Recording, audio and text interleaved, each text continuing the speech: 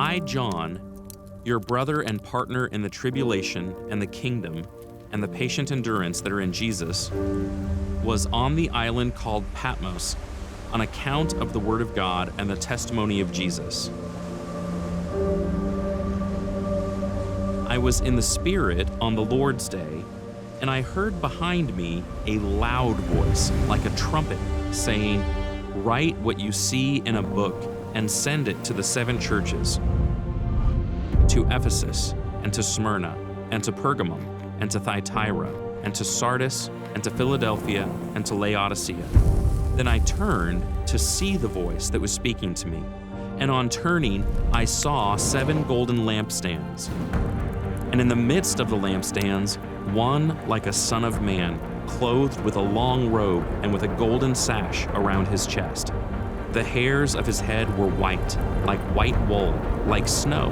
His eyes were like a flame of fire.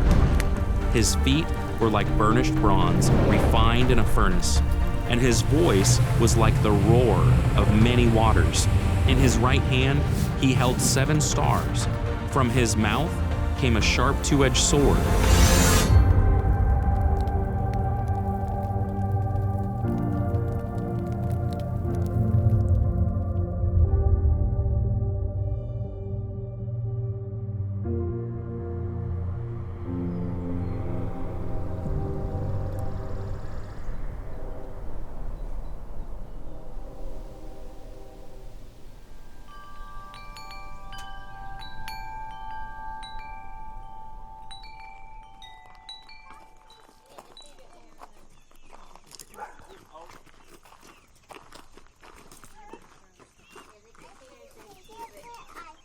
You want to show me some chickens? My interaction with the book of Revelation has been lifelong. I mean, I remember reading it as a kid and being so confused with the imagery of it and just not understanding what it was all talking about, when it was talking about things.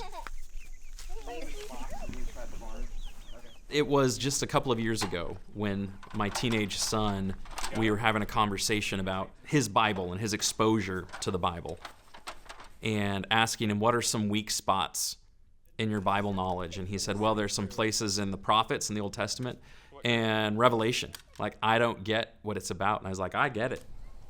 So before you graduate high school, we're doing Revelation.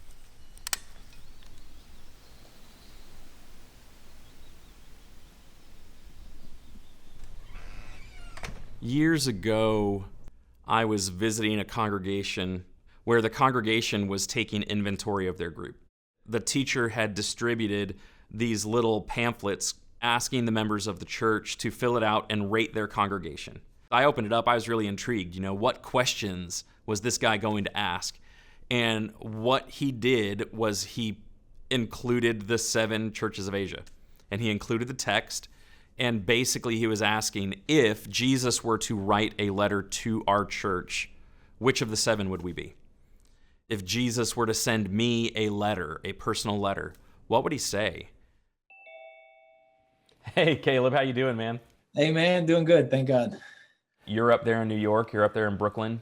As you look at Revelation, you look at those first 3 chapters, what are the problems, what are the challenges that you think churches face today? I think one of the greatest challenges for us as Christians is to keep our eyes on things above, to set our mind on things above, to set our hearts in the heavens in the midst of all the chaos and confusion and crises around us. In America, some of the challenges are maybe complacency. We've become really comfortable. We're in a very wealthy nation, and it's very easy to lose sight of the mission of the church. Without going on a huge tangent against the American church, no offense or anything like that, because I think materialism, modernism, postmodernism, a lot of the cultural things that have kind of seeped in, I think those are some of the biggest challenges that we face now in developing a culture of Christ. We are living in a time of uncertainty and doubt. In many ways, I feel like we as a church, as a people, we've given in to the fear. In some parts of the world, there's still getting legitimate persecution, like burning the churches and harming the members, whereas here it's more of a social or emotional type of persecution, not so much physical. It's fascinating to see the similarities. I've lived in different places, different states, worked with a variety of congregations, and they're saying the same thing. I mean, they're all talking about witnessing apathy, worldliness, the idea of compromising. Christians everywhere encounter the same struggles. Talk about your personal experiences and struggles and trials.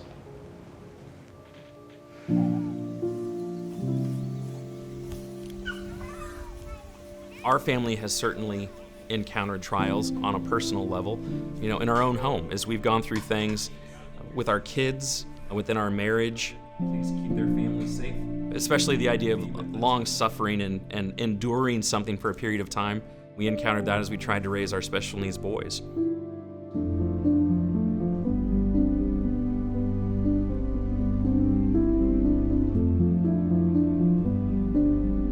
It was just an ongoing, you didn't know how long that time of service would be. And it was hard. You get worn down over time.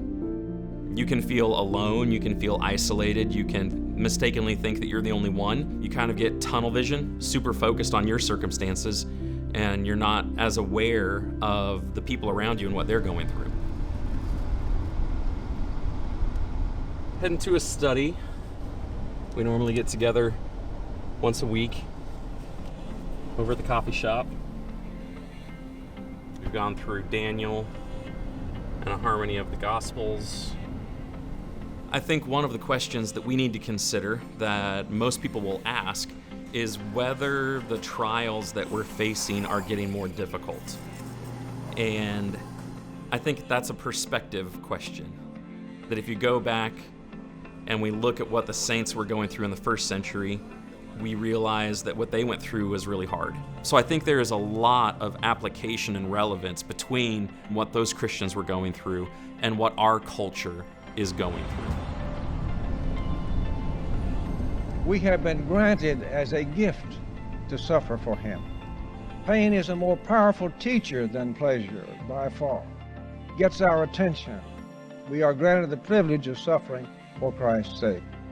Paul Earnhardt is a friend of mine who's been preaching for decades, and he's been extremely helpful to me and my family as we have worked through some of our own personal struggles and trials. Every age and every generation, Christians face the same challenges. It may be in varying degrees in different generations, but they're all there. Revelation is significant.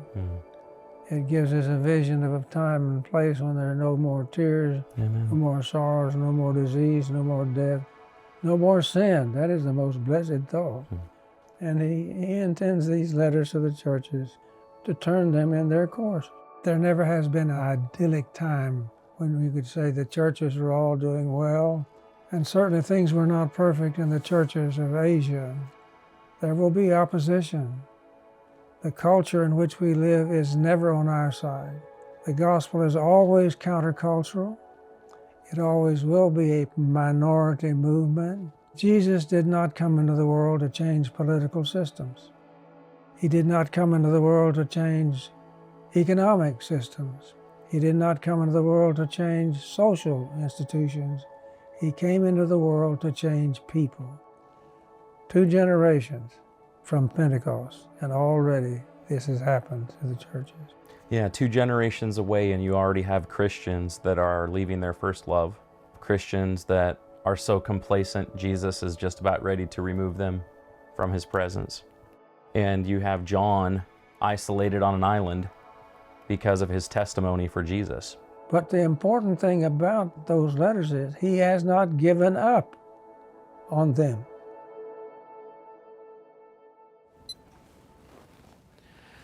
Well, visiting with Paul was great. That was really helpful, and I love his insights into Revelation. But after visiting with him, I think it will be really helpful to go to Turkey, where the churches were, where those Christians were living, and to get a better historical, cultural understanding of the trials they were facing and what it was Jesus was trying to help them faithfully overcome. Okay, love you. See you in a couple weeks. There's someone that I know who lives here in the States. He's been traveling internationally, leading Bible land tours for decades. It'd be really beneficial to go down and get some advice from him before we make the trip.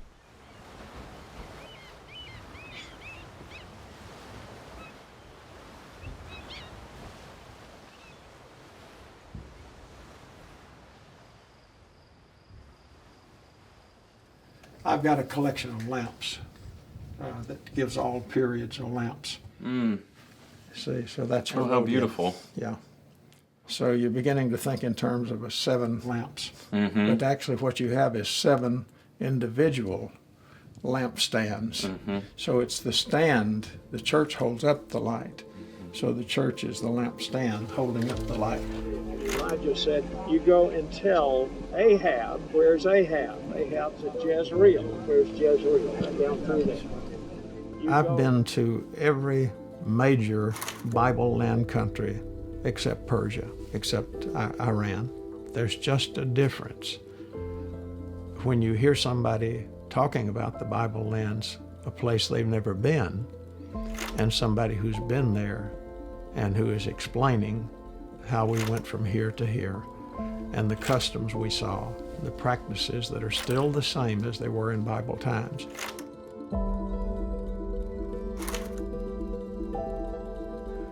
Yeah, these are my archaeology books, mostly here, all of these down to here, from there, and I ran out of space on that too. Okay. Yeah, so this one shows it. So you could do this, you could fly into Istanbul to Izmir, which is Smyrna, and from there you can visit a number of places. You have Ephesus, and then you can go north from there. You can go to Pergamum. So you do then the Thyatira, and you come on down Sardis, and then Philadelphia, and then Laodicea. Yep. This was a postal route. So you actually started down here, you went up like this, you came down like this, and this was a main road too. Are there any things that we need to be aware of? Any concerns that we need to have as we make the trip? Actually, Turkey is a very friendly place. Get your guide that you know to write you a statement. And what they write in my little notebook is something like, these men are history teachers, and they are wanting to see historical sites, and please help them any way you can. Something like that. They write it in Turkish. Okay. And so then you go, you show that, oh, they just light up. Because they want to show you something. They want to help you.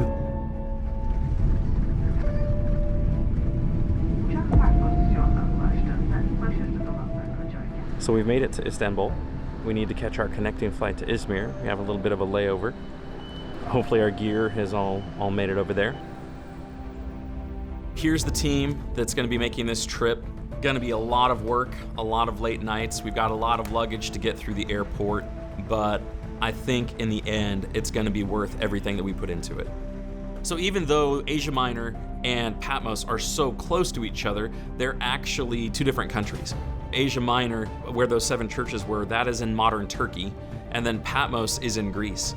And because of international travel restrictions, we were able to go into Turkey, but Greece was not letting Americans travel into their country. Even though we were so close, there was just no way for us to go during this trip.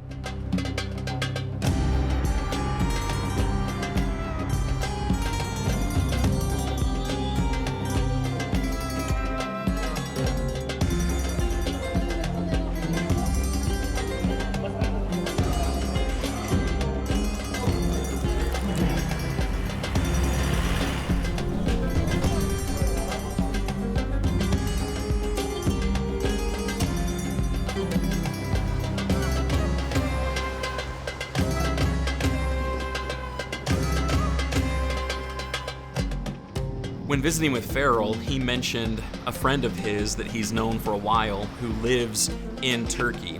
His name is Mark Wilson. Mark has been there for about 15 years, living there with his wife, and I think he is going to be the right man for the job, leading us around to the sites of the 7 churches. As we talk about John himself, we're told that he is the companion and the sharer of the sufferings of these Christians here in the 7 churches. And so this is the very reason now that he is no longer with them as a leader. So he's been separated from them, put on the island of Patmos. And so you can feel the pastor's heart in John, you know, as he's writing to them. And from the island of Patmos on a clear day, you can actually see the coast of Asia Minor. So you can just imagine looking across and praying for the churches and knowing what's going on there and hoping that the revelation that he's had is an encouragement to them to persevere and heed the words of Jesus. Jesus acknowledges the fact that John is someone who has been a faithful witness, and then Jesus identifies himself as a faithful witness. And then through the course of Revelation, John and Jesus are communicating to others, trying to encourage them to be faithful witnesses. I feel like we got a little sense of what that would have been like. Not to the degree that John felt, but we were right there and we'd made this trip and we were so close yet so far away. I think John would have felt that magnified. There's a tradition on the island that his nephew by the name of Procurus is with him there, and he's the one who's actually writing down the visions for John as he's receiving them, and then he becomes the messenger. So he comes by ship, arriving in Ephesus, and then makes the circuit, going to the 7 churches. It follows a natural road that we know about that existed in the 1st century.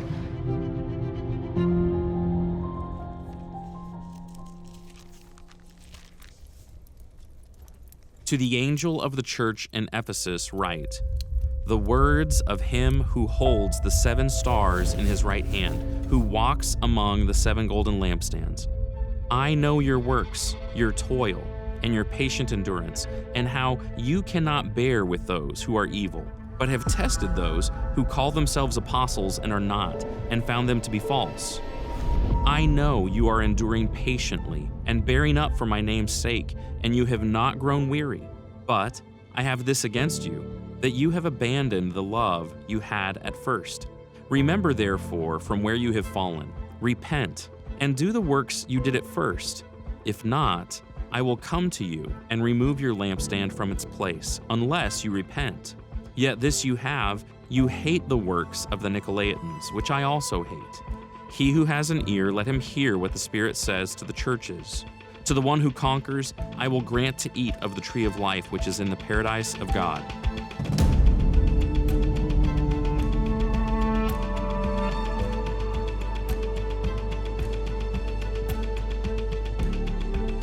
So by the time of Paul and John in the 1st century, because of silting, the harbor had significantly decreased in size, and so it was reached by this narrow channel coming in from the Aegean Sea. The archaeologists have documented at least 25 to 30 temples and sanctuaries to the various gods and goddesses in the Greek pantheon here in the city. The city of Ephesus being the temple warden or temple keeper of Artemis. Now we have the merger of that with imperial cult worship. As we walk up and take a look at these columns, they're really fascinating. You can see how very nicely carved into the stone here are the names of the elite of this city who functioned as both in the Artemis cult as well as in the leadership in the assembly of the province of Asia. The who's who of Ephesus in the 1st century. Now, how does that connect to some of the letters in Revelation 2 and 3? Well, we see a promise, of course, to the victors in Philadelphia, that those who are steadfast and endure, their names are going to be written on the columns in the heavenly temple. And so it's a great promise. So obviously their names aren't going to be written in the earthly columns like this. But Jesus used something culturally that they understood and had significance. So what can we see that would help us understand the culture of the imperial cult here in Ephesus? So we're walking now on the terrace for the state agora, and over to our left-hand side we see the platform for the later imperial cult temple, those built under Domitian and then later rededicated to his father and brother. But this is part of a valley. And so the placement of these imperial cult temples was very important too. Location, location, location. Right. And so this made very much a statement in the city of Ephesus, who is Lord?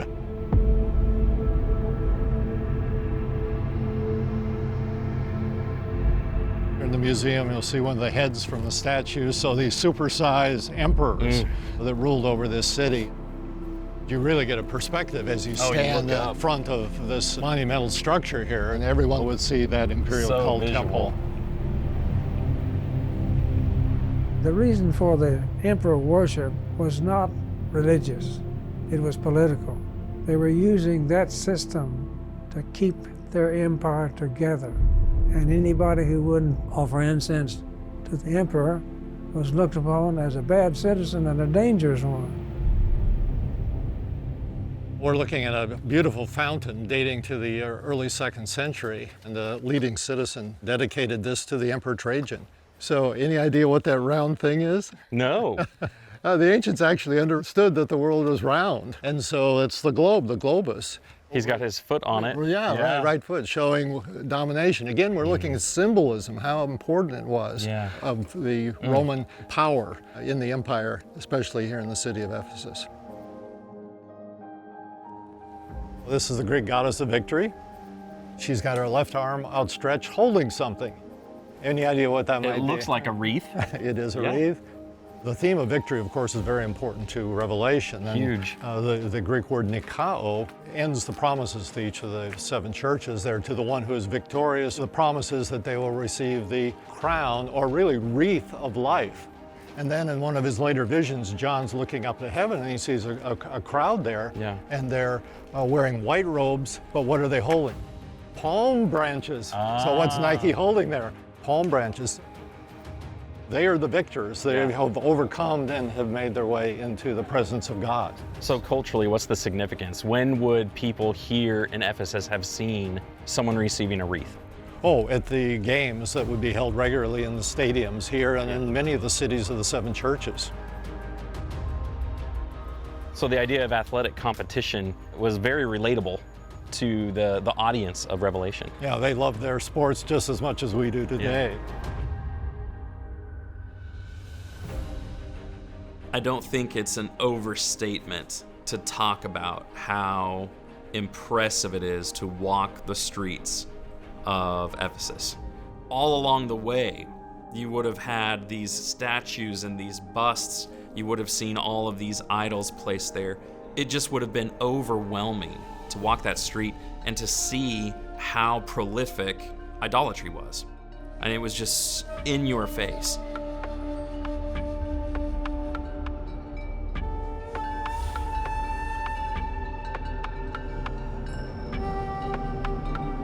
Then you tie into that the idea of Artemis and her temple that would have been there. When you hear that, you think back to Acts and you think about the riot that took place in Ephesus because of the influence of Paul. The statues of Artemis or Diana, their sales had gone down. It was just everywhere. It permeated their whole culture. To walk the streets and think about what would that have been like as a Christian? To have a temple dedicated to a deity or to an emperor, and you didn't have that. Like, you didn't have a physical temple. You didn't have a statue of your God. You didn't have anything like that to try to impress people in some emotional way. But when you read through Revelation 4 and 5, we are ushered into the throne room of God, and we're given a picture of God seated on his throne, of Jesus walking into this place where these living creatures and 24 elders are praising God and praising Christ. So Jesus is trying to give his disciples an awareness of the spiritual reality that we do have a temple and that each of us is a part of that, and that God dwells in us. We do have something, and it's real and it lasts, and it's not going to fall down, and it's not going to be left in ruins. So we seem to be in a really domestic area as we come through these terraced houses. Well, this is really the lifestyles of the rich and famous, but we know that the early church was not just comprised of poor people. Now, we have some richer elite members in the congregations too. They're very much attracted to the monotheism of Judaism, and then now is Jesus is Lord and Christ. Yeah.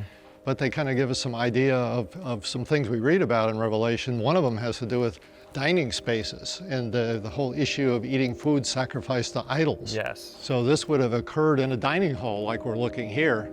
Dining couches around the horseshoe-shaped dining area, servants bringing food in here, but the whole event would have been first offered up to one of the pagan deities. Okay, so that would have been a huge struggle. You become a Christian, can you continue to participate in these meals that are associated with idols? Yeah, so the Christians are starting to withdraw from public and social events and they're considered antisocial.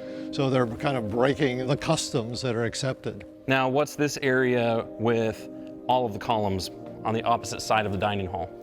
So in these terrace houses, we have a number of what's called peristyle houses. On the inside of the peristyle, this is open to the elements. There's no roof, and they would collect rainwater in cisterns under here. And then the living areas would be around here, the bedrooms, the kitchen. If you have a richer member in the congregation, this would be an ideal place for a house church meeting. Oh, absolutely. I can imagine that. So it could be that the churches in Revelation are assembling in places like this. Yeah, very much so.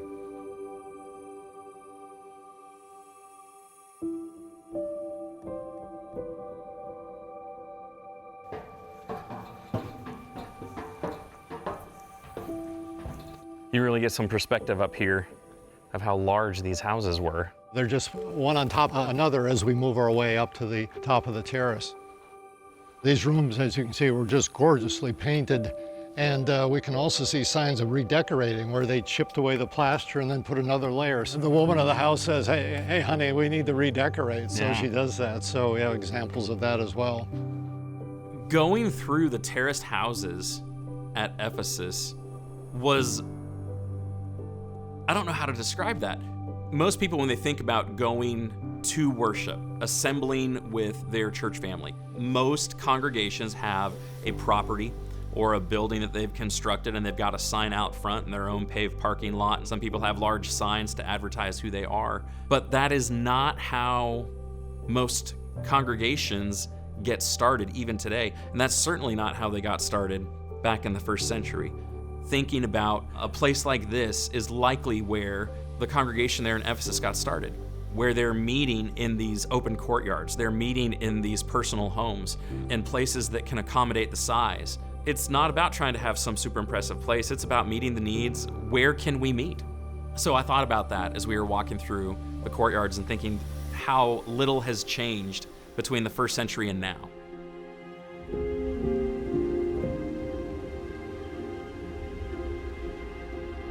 This is a combination of two things. It's a library, for one, and it's also the mausoleum and the burial place for a very well-known governor of the province of Asia, and was built by his son for Celsus in the early 2nd century. And the significance about Celsus is he was the governor of the province of Asia at the end of John's life, so they were contemporaneous. But the Austrian archaeologists have reconstructed this really incredible structure.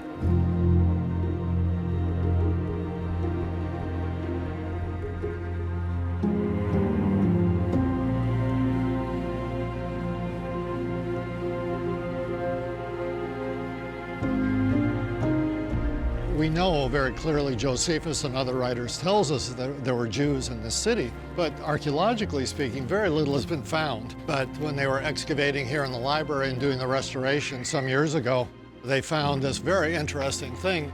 So what do we got here? Oh, wow. Jeremy? So right on the face, you've got a menorah. You've got the 7 wicks. Yep. So they carved this lovely menorah right here in the step of the Library of Celsus. How incredible is that?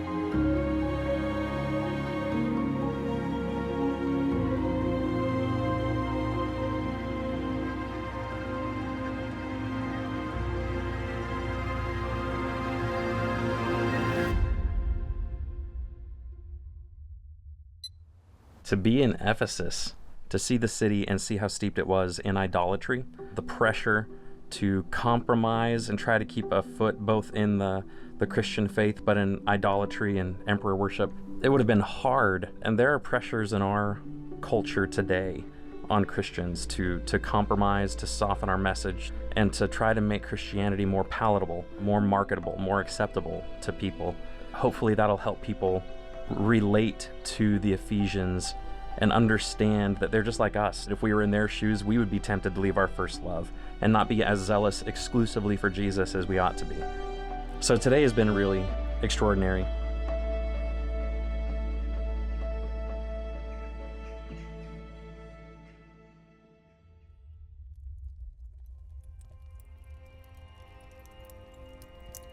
And to the angel of the church in Smyrna write, the words of the first and the last, who died and came to life. I know your tribulation and your poverty, but you are rich. And the slander of those who say that they are Jews and are not, but are a synagogue of Satan. Do not fear what you are about to suffer. Behold, the devil is about to throw some of you into prison, that you may be tested, and for 10 days you will have tribulation. Be faithful unto death, and I will give you the crown of life. He who has an ear, let him hear what the Spirit says to the churches. The one who conquers will not be hurt by the second death.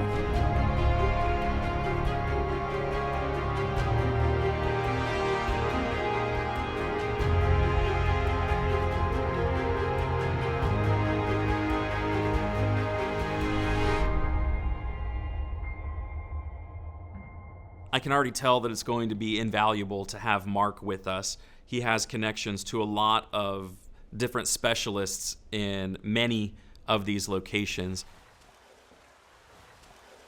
Smyrna is the most beautiful city of Ionia. It's the political and commercial heart of the city. We are at the courtyard of Agora, the city center of the modern city. So tell me a little bit about your background. How are you connected to the Agora excavations? Yeah. Well, I'm an archaeologist, and I'm working for here more than 12 years. I'm the part of the excavation team in here. During the Archaic period, the city of Smyrna was located at Bayrakli, on the other side of the Gulf of Izmir, at north. This building is first built in the 2nd century BC. What are the different layers that we're seeing here on the walls? Well, we have 2 different layers of stucco, or the plasters in here. Most of them made after the earthquake, which takes place in the Agora in 177.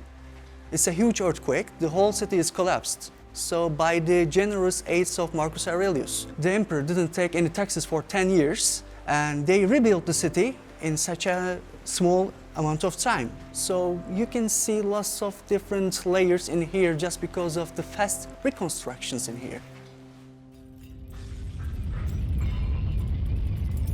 Turkey has been struck by a powerful earthquake off its Aegean coast, a magnitude of 7.0. At least 20 buildings have collapsed. More than 70 people lost their lives and nearly 1,000 were injured. We know from history that Asia Minor is prone to large earthquakes. About a week and a half after being in Turkey, that was the epicenter of this 7.0 magnitude earthquake that hit the region. And that was just scary. We missed that earthquake by just a week and a half. So to realize what we read about in the history of these cities is still going on. I'm starting to see inscriptions. Some of them are quite new. Yes. Yeah, this is just because of the part of the vandalism the modern people made. But these are the graffitis.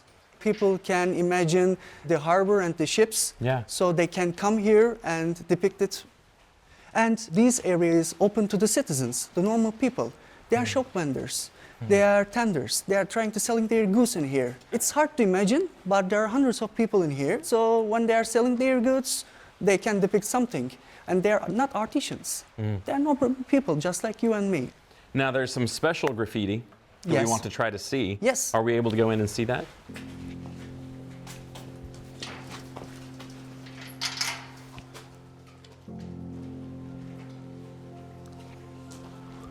Well, normally our permission is for the inscriptions of the Christianity, but we can take a general plan in here. There are thousands of the graffitis in here, I think it's approximately 3,000. But some of them is just a letter, some of them huge, some of them are just depicted to daily life. You know, you're talking about graffiti that has been preserved for thousands of years. A lot of our modern graffiti is done with spray paint. It's just this topical application of paint. But ancient graffiti was scratched in. So you're talking about an engraving where someone has taken a piece of bone or a piece of stone and they've etched the image into a pillar or the pavement. And then in some places they'll blow in some chalk or charcoal dust to make it stand out. So as far as what actually stands out, it depends on how deeply they etched the image. And sometimes it's not very deep. It was hard to see sometimes, especially with the light. It was like going on some crazy Easter egg hunt. Yeah, we're looking at one of the earliest Christian inscriptions that we have as a graffiti here. So this is the noun form of the verb we find in Revelation 13:18. Calculate the number of the man, 666. So this is how they calculated it, because each letter represented a number. Yes, they are. So a Christian by the name of Artemidorus in Smyrna incised this graffiti here, telling us that the sum of the letters in Lord, Kurios, equals 800, and pistis, faith, equals 800 as well. So he's noting that here on this column, so it's quite interesting. Just a fragment of graffiti. Yeah, and one of the most interesting groups of graffiti where we have are called love-based graffiti. When they'll write here, I love the girl whose number is 745. So because you can calculate the girl's name with numbers, and they did that. Interesting. Every culture has that. Yeah. Every culture depicts its life through art. There are times where the graffiti is an image or a symbol that communicates the idea of oppression and persecution and trial, where they're leaving images that would be recognizable to their people, but not necessarily to everyone else. Like a secret mark or a secret handshake that only those who are initiated would understand or recognize. So Christians would have to communicate with each other much more carefully. These pieces of graffiti that have Christian imagery, they're all over the ancient world, speaking to how far Christianity had spread. You see what life is like through the eyes of the artist. And Smyrna, out of all the cities, is not particularly wealthy historically. Economically, it was on the lower end. And so these people would have been your average blue-collar people, living life and trying to be a disciple under their circumstances. So that's super relatable. I mean, any blue-collar worker, anybody who has less, this is where you would have been. And so to read through that letter and to realize Jesus understands them, he understands their daily life, he sees them, looking at that everyday graffiti really reminded me of that. And so there was value even in that graffiti, not just the Christian artwork. What we know from the biblical text in Revelation is that the saints in Smyrna were about to undergo increasing testing and tribulation. And he was preparing them for that. What he tells them to do is to be faithful unto death. What he's helping them think through is not all of them are going to live through what they're about to go through. There's not much more that he tells them specifically about their future circumstances. What Jesus is preparing them for is external opposition. And that still happens today. That still happens in different places, different countries. Some are more restrictive than others. But there are Christians who have to think through, how am I going to remain faithful to Christ in an environment like this?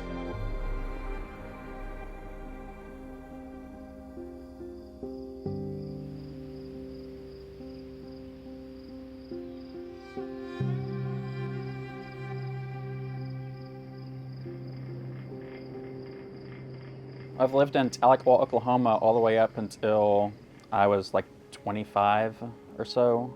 And so I was part of the same congregation in our town. And it was always good to have the connection of the local church and just have the support of them always, no matter where we lived. I got into aviation, building airplanes. My wife and I, we had plans of moving to Saudi Arabia for a while, and as I got the job offer to build military planes over there, everything just seemed to work out perfectly. It seemed like this is God's plan. And so we sold our house and most things that we owned and moved over there.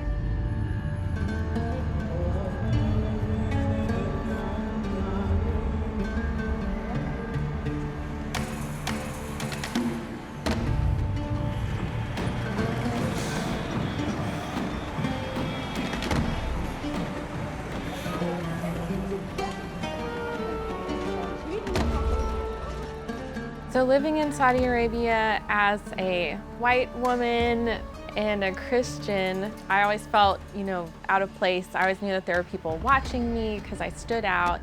I didn't wear a hijab. I never could quite figure out if that was more cultural or more religious. So I didn't wear the hijab, and that made me stand out. It was interesting being an American over there, good and bad. Being a Christian in a place like Saudi Arabia was probably the most adversity that I've ever faced. Just knowing that we were kind of being watched to make sure that we didn't spread our faith too much. When I first moved to Saudi Arabia, it was just me by myself. And so that initial 6 months was extremely difficult to not shrink spiritually. You don't really realize from America how important just worshiping with other Christians is. Being in an assembly with each other, having the fellowship with each other. We were so disconnected from other Christians.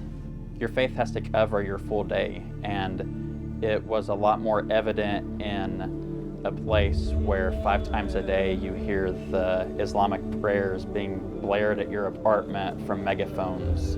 And that actually made it easier for us to pray more because it was a reminder, oh, we need to pray as well. So that actually helped our prayer life. One of the biggest lessons I've learned is that your faith in God can be with you anywhere, in any circumstances. I know my prayers are important to Him wherever I am. I know that I can reach Him wherever I am, and He can reach me. Even though we were away from all the Christians that we knew and there weren't many in the city, Christ was still with us. He was strengthening us every day in a place where Christianity is outlawed. It doesn't matter what your surroundings look like. It doesn't matter what is being worshiped around you or being focused on around you. You have to just keep your eyes on Him.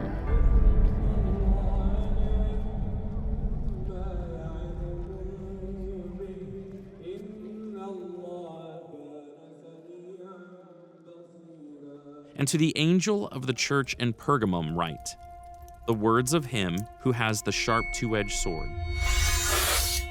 I know where you dwell, where Satan's throne is. Yet you hold fast my name, and you did not deny my faith even in the days of Antipas, my faithful witness, who was killed among you where Satan dwells. But I have a few things against you. You have some there who hold the teaching of Balaam, who taught Balak to put a stumbling block before the sons of Israel, so that they might eat food sacrificed to idols and practice sexual immorality. So also you have some who hold the teaching of the Nicolaitans. Therefore repent. If not, I will come to you soon and war against them with the sword of my mouth. He who has an ear, let him hear what the Spirit says to the churches. To the one who conquers, I will give some of the hidden manna, and I will give him a white stone with a new name written on the stone that no one knows except the one who receives it.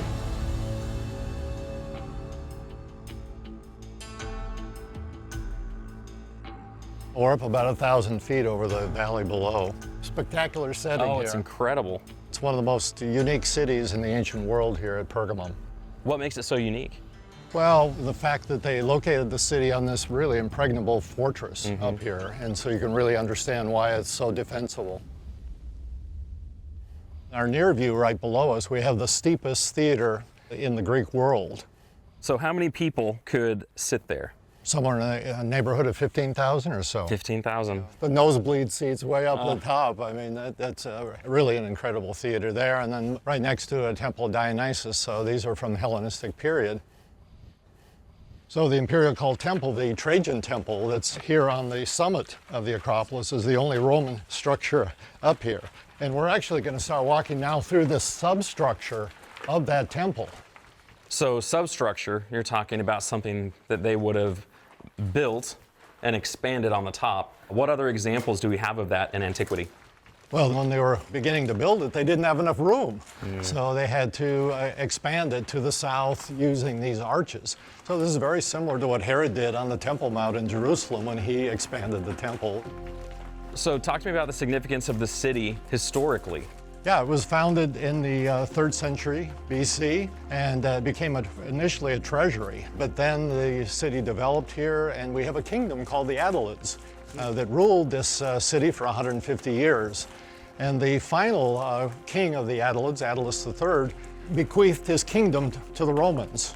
And so in 129 BC, the province of Asia was formed, and now the Romans controlled this part of what is today Western Turkey and made Pergamum their capital. Okay, did Pergamum stay the capital? Well, one of the issues with Pergamum, as we drove up, you saw we are not on the sea, are we? No, we're not. Yeah, so that became a major issue related to commerce. As Ephesus emerged as a much more important commercial center sometime in the 1st century, Ephesus becomes now the capital of Asia, but Pergamum remains a very important city in the province. And so we're coming out on this terrace where the most important temple in the city was the Temple of Athena. She was called the Nikephoros, the victor, bringer of victory for the kingdom here over the We've been talking about victors. Well, I like to point this inscription out because it has names of 2 of our 7 churches on it. And of course, the one we're at right now, Pergamum, but also the next church, Thyatira. So this is the neighboring city just to the southeast. And so they are honoring their neighbor here by erecting this inscription for the honor that they've been given to be the first and the second neochorus of the emperor. So this is our key word again, dealing with the ability of hosting an imperial cult temple in your city. So the first one built for Augustus in 29 BC, this one built in the early 2nd century for Trajan. This is an interesting one, Jeremy. You well know that there was a conflict in the early church with the titles that were assumed by both Jesus and the emperor. In Ephesus, remember we saw the statue of Trajan with his foot on top of the globe? Yes. And he was asserting that he was what? Well, he was conqueror, he was Lord, right? And that's exactly what we have here, calling him Lord of the land and the sea. That's a bold claim. So the whole issue in Revelation of the blasphemous names that the emperors had, because they were using the same names for the emperor as for Jesus. Deification. Deification. Yeah. And one of them was Kurios.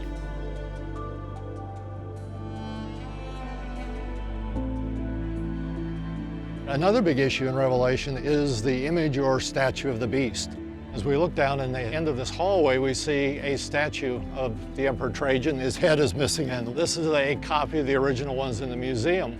These statues would have been everywhere in the cities of the 7 churches. This particular one shows him as the head of the Roman legions in his military garb. So strength and might and conquering victory. Absolutely, and he would also be depicted totally naked, which was how male Greek gods were depicted as well, showing his divine nature.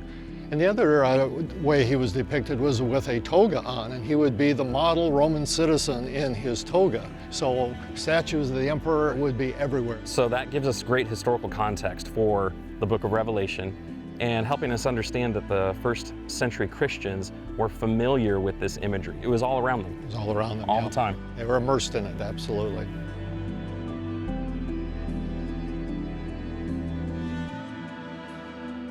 What do we have here with these steps leading up to this tree? Well, we got the base of the altar of Zeus, and this was the largest altar in antiquity. So Pergamum was very famous for having this altar here in the city. You can just imagine the billows of smoke that would go up into the air from the sacrifices that would be rendered here on a regular basis. So between the sacrifices being offered here and the sacrifices being offered up at the Temple of Trajan, a very active, idolatrous place. Yeah. And then the meat from these sacrifices would be taken down into the lower city and sold in the public markets, which would be meat sacrificed to idols, because they had just been hours before offered up to a pagan deity. And that was something very common in the 1st century world. Paul had to address it in 1 Corinthians, but that was something mentioned in the letter to Pergamum that they had to wrestle through. Absolutely, and so this whole issue of syncretism or accommodation to the culture was something the church in Pergamum was very much in conflict with as they struggled with how to deal with it. And we have to face syncretism today. Every generation of believer has to work through that process of what the culture is saying and then what Jesus is saying. Yeah, we don't have visible gods and goddesses today, in the West, but we have our own issues like materialism and whatnot that we struggle with. Idolatry is very rampant now. We have our gods. Maybe we didn't make them with our hands, but we created in our imagination the God that we want to have. So we make God in our own image. Idolatry hasn't stopped just because we're not making them out of wood and stone and precious metal. There's another phrase in the letter to Pergamum that talks about the teachings of Balaam and the sexual immorality that they were facing. How is that relevant to Pergamum as a city? Well, the temptation to syncretism or accommodation would have been very real for the Christians in places like this, especially as we've talked about for the elite members in the congregation. We have both external pressure coming from the Roman governors and then internal issues with some false teaching that are going on. Apparently there is somebody in that first century church that is doing something very similar to what Balaam did. And what Balaam did was he received payment for trying to discourage the Israelites and affect the Israelites, and he accomplished that by getting them to engage in sexual immorality. So for profit, Balaam authorized and tricked the Israelites into being sensual. And that's something that takes place in every age, but certainly took place at Pergamum, and they were being warned about that. It was easier to understand the letter that Jesus sent to Pergamum after walking the ancient city, going to the top of the hill where there used to be this altar to Zeus. And then just maybe 100 yards away, there was this huge structure dedicated to the Roman emperor. Jesus's letter had to do with not compromising. Farrell Jenkins made the point that the first century world was not persecuting Christians for their faith in Christ. They were persecuting Christians for their exclusive faith in Christ, the fact that they wouldn't compromise and acknowledge all of these other deities and participate in the cultural and religious practices of this idol worship.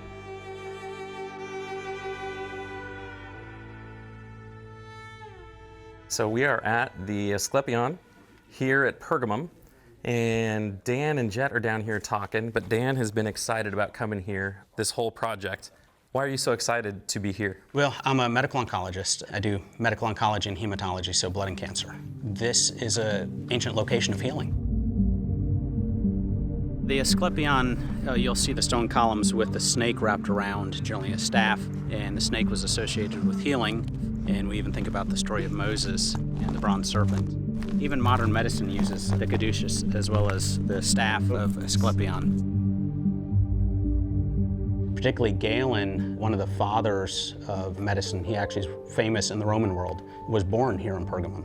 The main Asclepion actually had the Hippocratic tradition. And we think about Hippocrates, the father of medicine. It's his tradition that we still follow in modern medicine. We take the Hippocratic Oath. What's the room that we're standing in? What is it for? This would be pretty much a dormitory. Sometimes your doctor ran out of treatment options, and so rather than kind of admit defeat, give you a referral. You know, I need a second opinion, so they'd send you to one of the healing centers.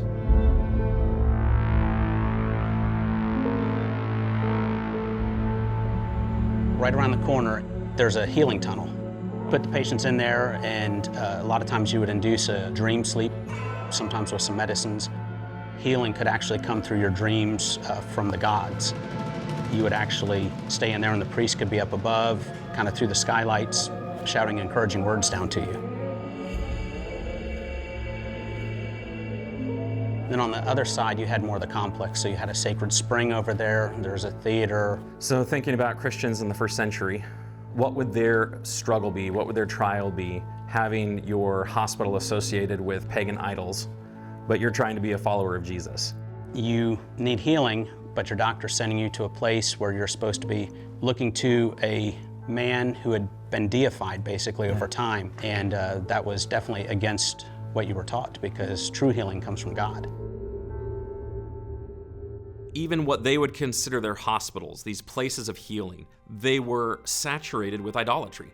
I mean, if you want to get well, you would go to this idolatrous place to receive physical healings. Them simply going to the doctor was exposure to idolatry.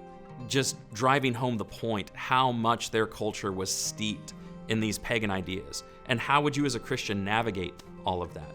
I think we're living in a culture and in a time where there's a lot of pressure to acknowledge or validate everybody. Everybody's equally valid. Everything is equally true. And that what Christians are going to have to wrestle with and prepare themselves for is God does not share his worship.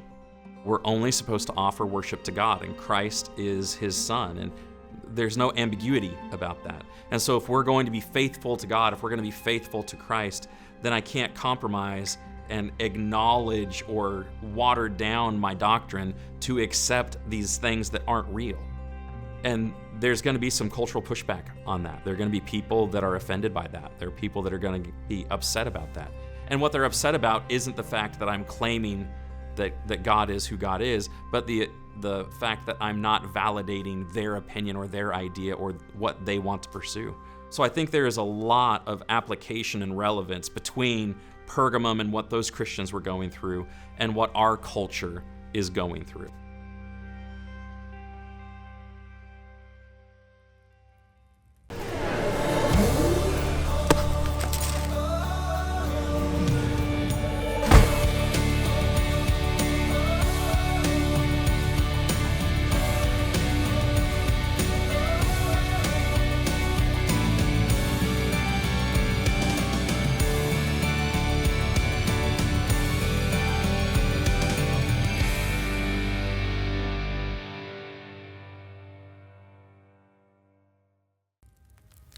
To the angel of the church in Thyatira write, the words of the Son of God, who has eyes like a flame of fire and whose feet are like burnished bronze.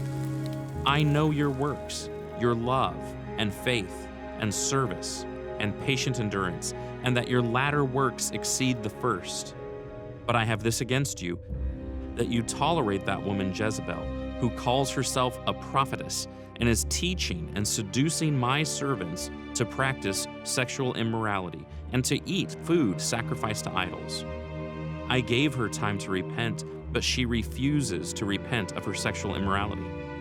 Behold, I will throw her onto a sickbed, and those who commit adultery with her I will throw into great tribulation, unless they repent of her works.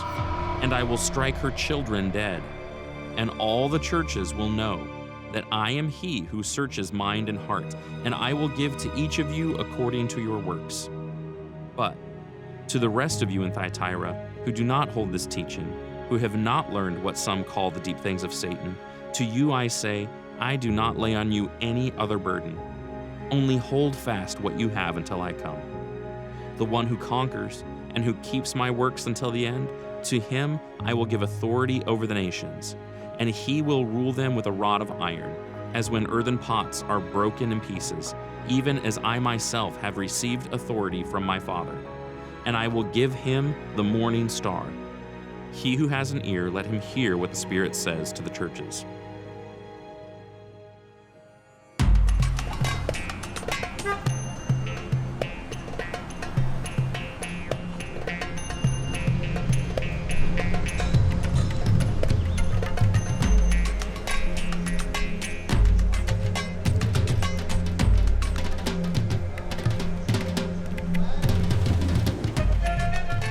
Right in downtown Akhisar, a bustling Turkish town here in west central Turkey. But then you turn and look over the fencing, and it's totally different. Exactly. We've got the ancient city of Thyatira right here. So the modern city is built around the ancient city. Compared to some of the other places we've seen, there's not much here. This is part of the issue of urban archaeology, you know, when a modern city is built over an ancient one. So I would imagine we have a lot more underneath us. Yeah, all around here, if you dig down under these apartment buildings, you're going to find ruins. What are the buildings that we're looking at? Well, we've got a Roman stoa, we've got a later Byzantine basilica, so we're clearly in the central part of the ancient city.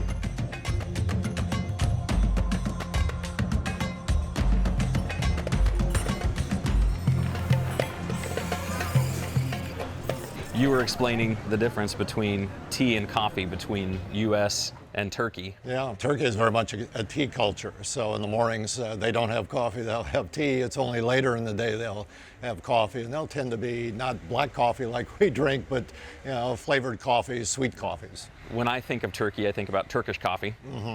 You go to get that, though, ask for Turkish coffee in the morning. You don't. That's a faux pas. Why is that a faux pas? Well, Turkish coffee is typically drunk only after at least lunch, or more typically after the evening meal. It's like the final course, usually with fruit or some sort of a sweet. So what is it like to live in a place where you're eating and dining and living right next to such history? Yeah, for me, the immediacy of these texts, is just renewed over and over when I come back here and visit them. I'm reading them and re-engaging with these texts. So it's just a constant reminder of John and Paul and the other apostles speaking to me in a much more vivid way. Does it make you more passionate about what the Bible has to say? Oh, very much so. And that passion in me is to communicate it and share it with others. So that's why I'm so delighted that you're here. Yeah, absolutely. I've been pronouncing it Thyatira. You've been pronouncing it Thyatira, which is the influence of hanging around with some Greek guides who know how to speak Greek. Pronounce Greek. Well, it's the central letter of the seven, and it's the longest. So it's a bit ironic that the least number of ruins are in this city. Right. But Jesus speaks the most words to this particular church. Yeah. And we've got a very famous lady from this city. Do you remember her? Yes, Lydia from Acts. Yeah, and Paul runs into her in Philippi when he's there, a Roman colony. So she apparently is representing the guild of the purple dyers in there, selling them the dye they need for their togas and clothing. This is a city that had many trade guilds, and we know them from the inscriptions here in the archaeological park. They have two inscriptions that mention the fullers and the wool workers. So we know they were active in this city for centuries. One of the things that Mark talks about throughout this trip is this element of the first century world called the trade guilds. Very similar to our modern unions. If you wanted to participate in the economy of the day, it was helpful to belong to a trade guild. And to belong to the trade guild, you had to pay your dues, you had to agree with what they agreed with. And a lot of that was steeped in some form of idolatry, where there was a god or a deity that was associated with each guild. There was this pressure to accept what they taught, to go to these banquets and these feasts that they would hold, which were usually associated with idolatry and sexual immorality.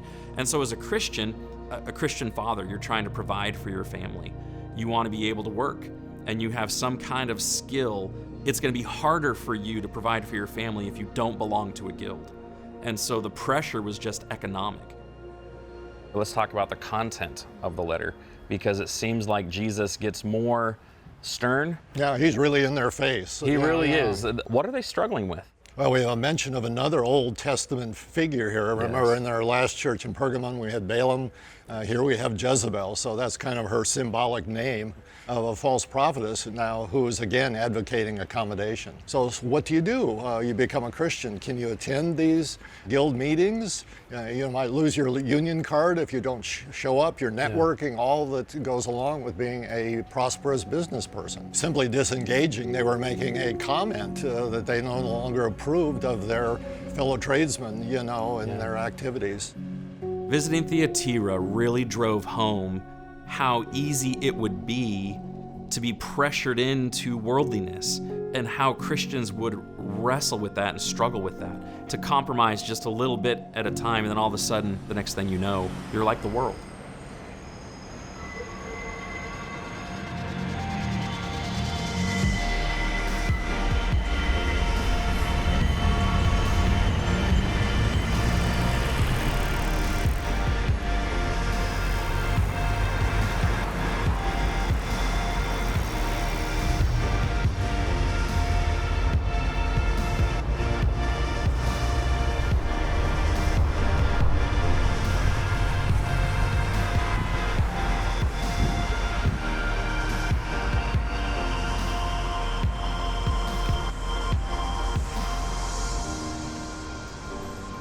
I leave Indiana, I go down to Florida College.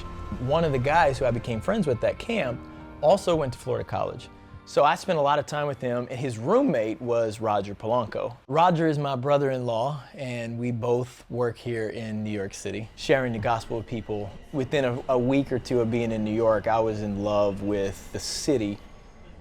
I grew up here, and I love it here. I love the people. There's always people around, and you feel like there's always something to do. I've always felt suited for New York. And he was a mess. He was kind of a character at the time. I got around the wrong kind of people, but then I started getting around good people, or good people started getting around me. At that time, his life really changed. I've never seen somebody change as quickly as he did. And from that time on, he was serious about sharing the gospel with people, about teaching people about Jesus.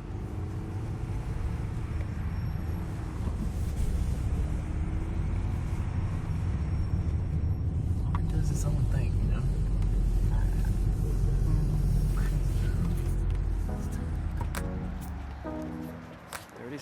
There was something special about being able to come to a place where people had none of the privileges that I had had, spiritual privileges growing up, and yet see their faith and devotion, their eagerness to learn about the Lord and to get to know God.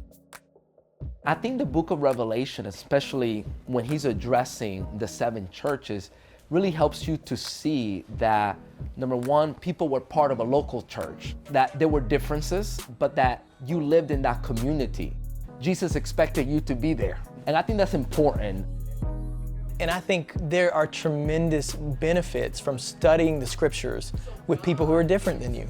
There are things that maybe my culture blinded me to, or my upbringing blinded me to, that have been much easier to see when surrounded by other people who love God, who are committed to His Word, but they're reading the same scriptures that I am. Really powerful.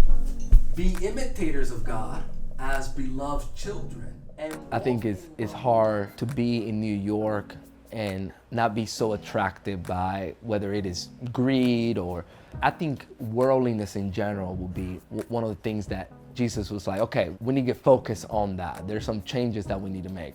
You know, I think Jesus, if he was to write us a letter, I think for some of them he would say, I know that you're poor and I know the tribulation that you're facing here, but really you're rich.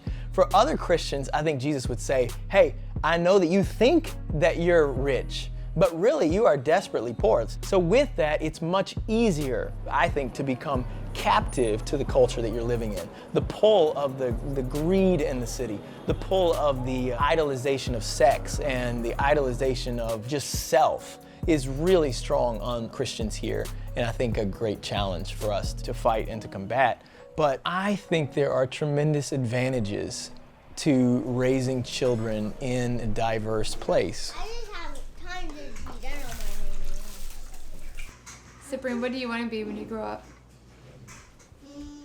Batman. Batman? There are tremendous challenges for sure, but it's also really strengthening. And one of the things that I think I will want them to look back on and appreciate is just how much of the world they got to experience here in the city, and just how much they have benefited from learning from Christians who come from all over the world.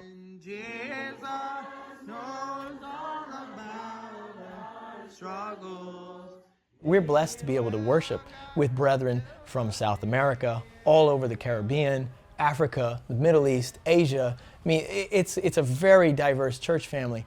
And it's interesting because the churches here are so diverse, the needs are also so diverse. So for example, like we have new Christians from the Middle East. So they're coming out of Islam.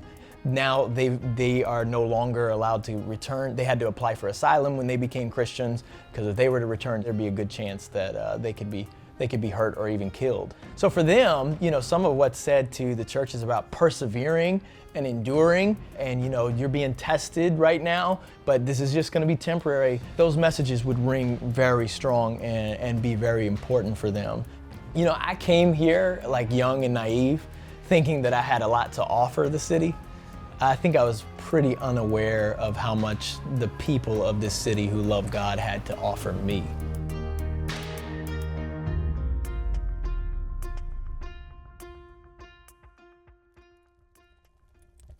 To the angel of the church in Sardis write, the words of him who has the 7 spirits of God and the 7 stars. I know your works. You have the reputation of being alive, but you are dead. Wake up and strengthen what remains and is about to die, for I have not found your works complete in the sight of my God. Remember then what you received and heard. Keep it and repent. If you will not wake up, I will come like a thief, and you will not know at what hour I will come against you. Yet you have still a few names in Sardis, people who have not soiled their garments, and they will walk with me in white, for they are worthy. The one who conquers will be clothed thus in white garments, and I will never blot his name out of the book of life. I will confess his name before my Father and before his angels. He who has an ear, let him hear what the Spirit says to the churches.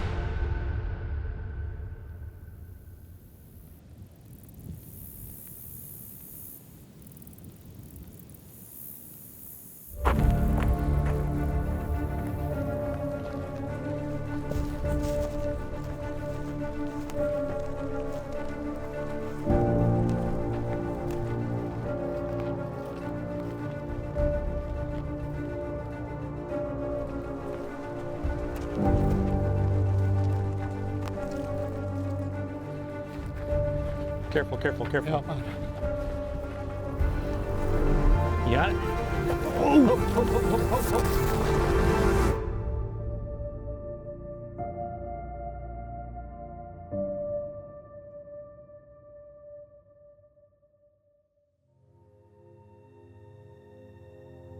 The city itself was set up in elevation on the top of this really high plateau. That's where the Acropolis was. I've been to Sardis many times with groups, but only have been to the Acropolis 2 times. We're here at the Temple of Artemis. Correct. What's the route that we're going to take to get up to the Acropolis? Well, there's a path coming in a ravine right behind the temple. We're going to follow that up through the open clearing and make our way up on this ridge, and then we get to a final ascent, which is quite steep. Okay. Let's do it.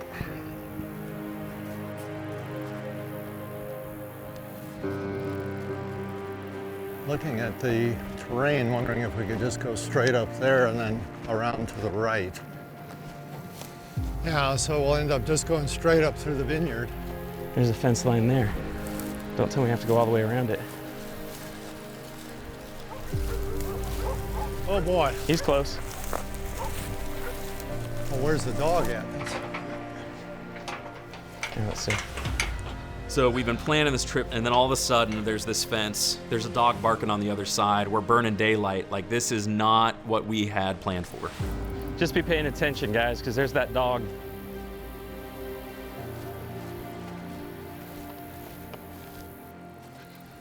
There we go. I think this is where the other trail comes up from the ravine. See, we got a clear trail going up now.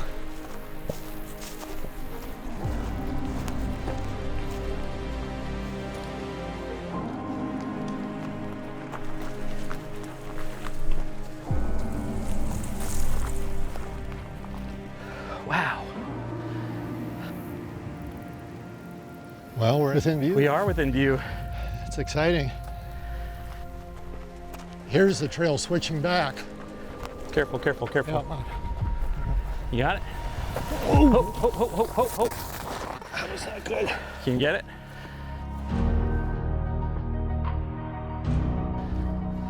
So imagine invading armies trying to get up this thing, and why they felt so secure up there.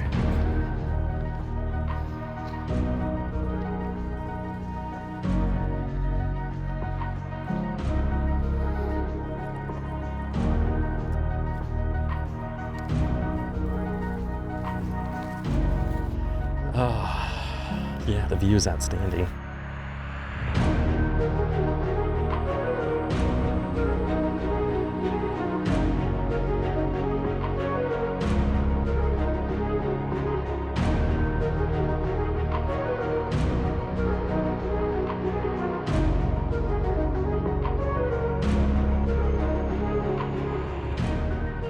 You see the Temple of Artemis where we were? Yeah, so down below.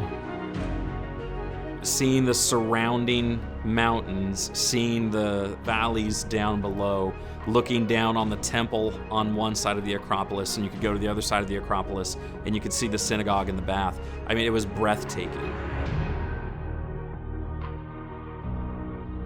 One of the images there talks about Jesus coming as a thief in the night, and seems to be recalling a very famous story about this place, because when the Persians besieged the Lydian kingdom, of course, the king Croesus and his Lydians came up here on top and settled up here. They had water, food, and they could last for months up here with the Persians camped around below. Well, the Persians almost gave up. But one day, one of the sentries who were watching on the east face of the Acropolis saw a Lydian soldier drop his helmet down. And so he saw the Lydian soldier climb down on a secret path and go back up to the top. So he reported to Cyrus, and so they formulated a plan on how to attack the citadel here. So they did on one side, feinted an attack there, and then they sent a commando unit up the back, came through the wall, able to open the gates, and this citadel was captured.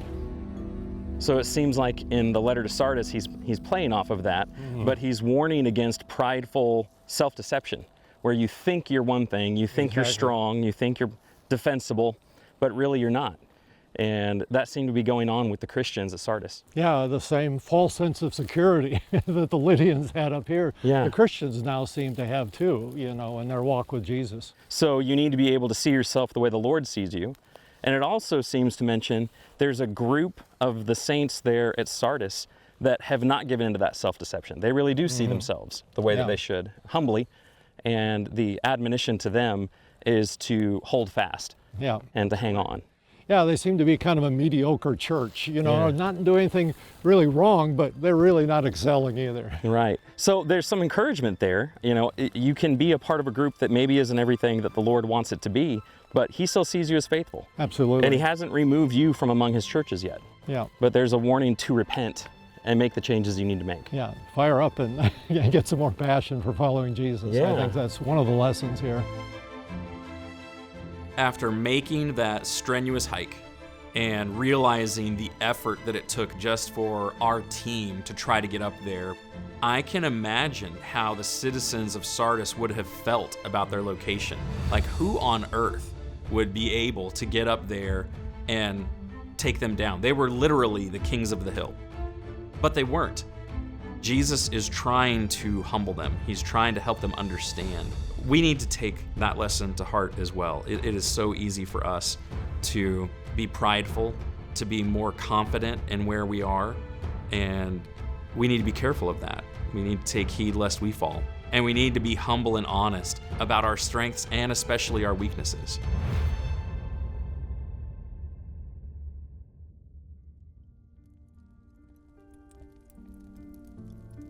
To the angel of the church in Philadelphia write, the words of the Holy One, the true One, who has the key of David, who opens and no one will shut, who shuts and no one opens. I know your works. Behold, I have set before you an open door, which no one is able to shut. I know that you have but little power, and yet you have kept my word and have not denied my name. Behold, I will make those of the synagogue of Satan, who say that they are Jews and are not, but lie. Behold, I will make them come and bow down before your feet, and they will learn that I have loved you. Because you have kept my word about patient endurance, I will keep you from the hour of trial that is coming on the whole world, to try those who dwell on the earth. I am coming soon. Hold fast what you have, so that no one may seize your crown.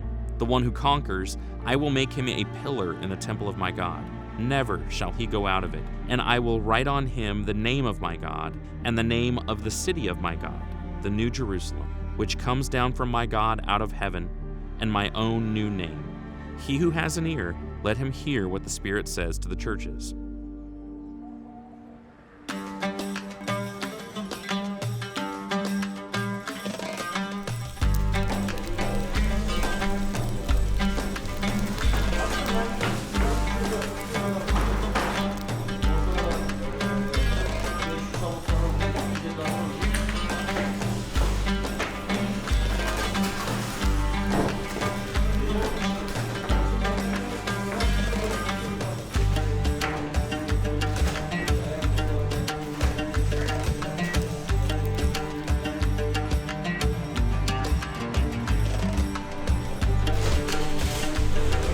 Philadelphia, Laodecia is noted for its bread. I can see why. You really understand what they mean by daily bread in this part of the world. Sure. Are we able to buy some? We sure can. Super. Pick it up. Wow. Hot and fresh. Oh, that smells delicious. Thank you. Thank you. Of the 7 churches, Philadelphia, or here in the modern city of Laodecia here, has the fewest archaeological remains of any. Why is that so? Why hasn't there been more preservation or digs? Well, they've just built the modern city over the ancient one and only preserved a few things. Let's talk about the letter that was sent to Philadelphia. It's a unique one. Yeah. There's nothing negative that Jesus says about that group. Yeah, they have little strength, but he commends them nevertheless. For holding fast. He mentions something that I find intriguing. He talks about Satan, and he talks about the synagogue of Satan. Yeah. I think we're talking about internal conflict in the synagogue itself between those traditional Jewish members of the synagogue and now the Jesus followers. And so we have a conflict, and again, this whole issue we see in the Gospel of John of being put out of the synagogue happening here in Philadelphia. That's something we see consistently through the New Testament. You know, the gospel of Jesus goes first to the Jews when Paul goes to synagogues. Yes. As is often the case, they reject the gospel, and then he goes and talks to Gentiles. Exactly.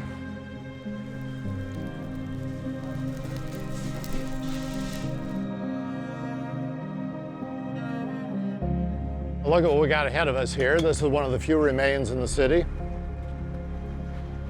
So this is a pillars of a 6th century basilica dedicated to St. John. So we're talking about several hundred years after the Revelation.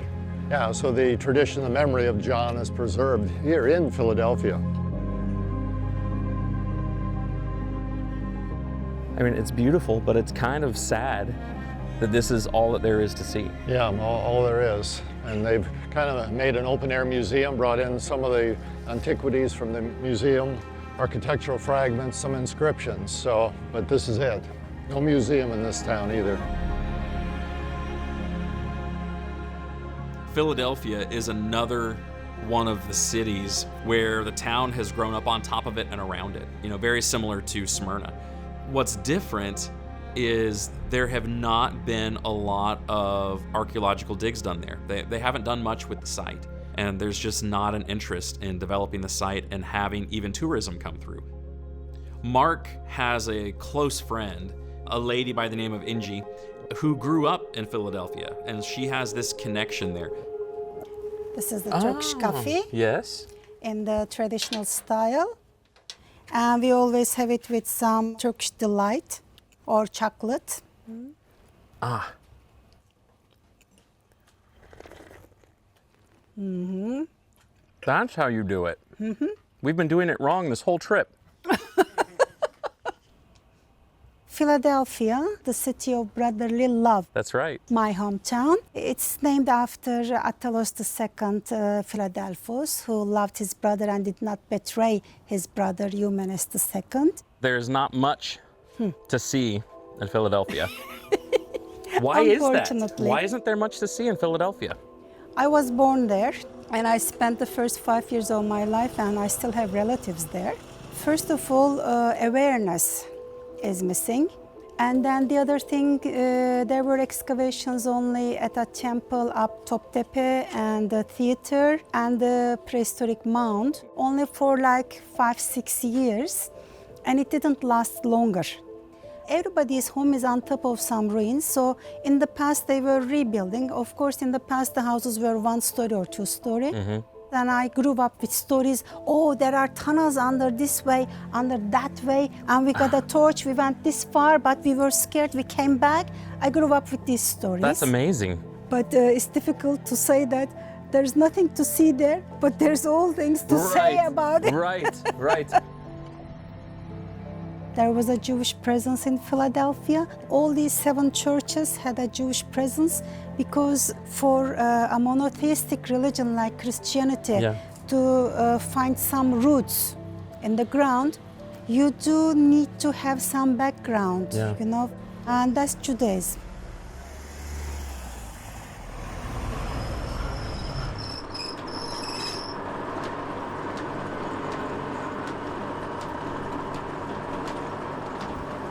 So the message to the church in Philadelphia, these folks that were experiencing oppression by the Jews in the area, the message to them was to hold on.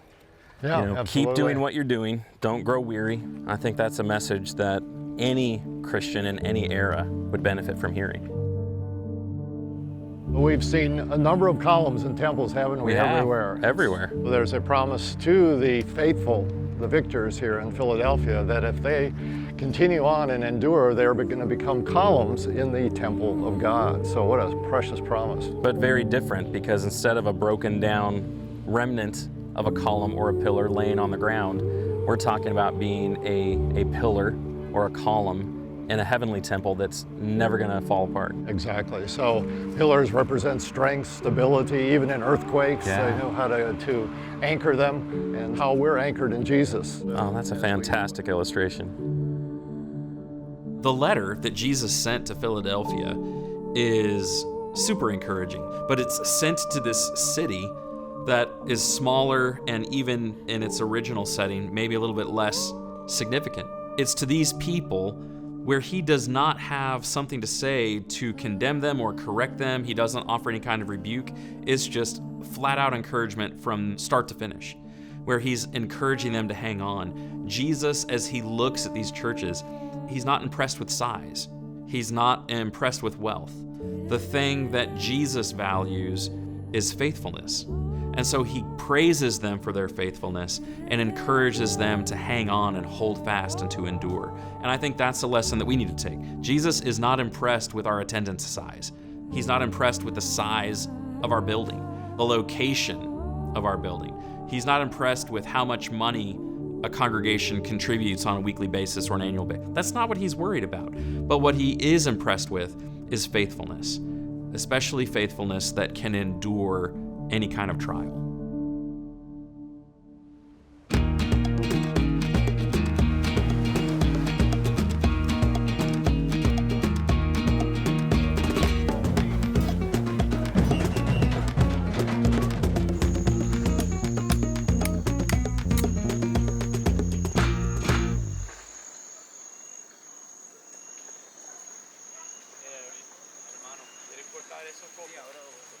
Caitlin and I met in Missouri, where we both grew up in the same hometown. And actually on the very first date, I told her, I'm like, I want to move to a Spanish-speaking country and preach. What is it? What is that? Puerto Rico. Puerto Rico? And I said, listen, if you're not down with that, that's going to be it. It's basically kind of like starting over, figuring everything out again. I come from a family where everybody lives close together, basically spends your whole life there. And so it was just definitely a culture kind change. Of a good stepping stone, to live in other places. And then come here where it was even like a bigger shock, just figuring out like what food I can find here, finding the doctors we want to use, and figuring out what is here. We decided on Puerto Rico because there was a great need for preachers here and ministers.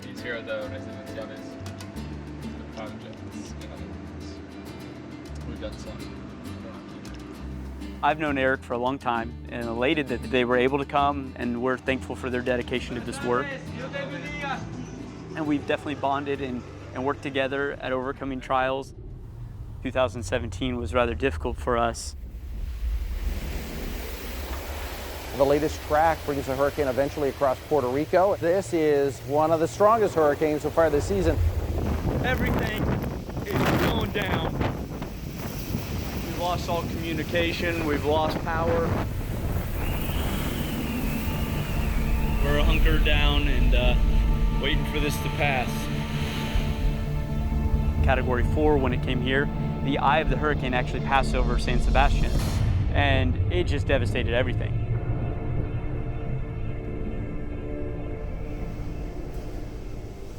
We didn't have anybody else from the States here with us. The brethren in San Juan were a long way away. All communication was shut down. We didn't hear from our family stateside, or they couldn't even contact them for a week and a half or so. Gas stations, there were lines that were over 2 kilometers or so to get to a single gas pump.